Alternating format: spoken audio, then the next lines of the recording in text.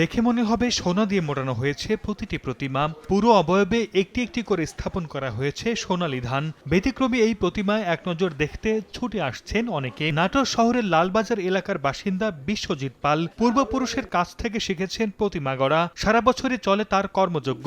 তবে এবারের দুর্গাপূজায় ব্যতিক্রমীভাবে প্রতিমা তৈরির উদ্যোগ নেন তিনি।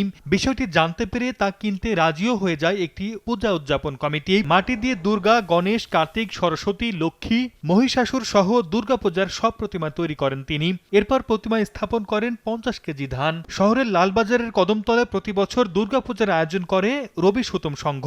চলতি বছর ব্যতিক্রমীভাবে পূজা উদযাপনের কথা ভাবছিলেন আয়োজকরা। প্রতিবারই দেখা যাচ্ছে যে একই রকম মাতৃ প্রতিমা নির্মাণ হয়, তো তারই আঙ্গিকে এবার আমরা একটু ভিন্নধর্মী, একটু ভিন্ন চিন্তাধারায় আমরা এই ধানের মাতৃ প্রতিমা নির্মাণ করতেছি।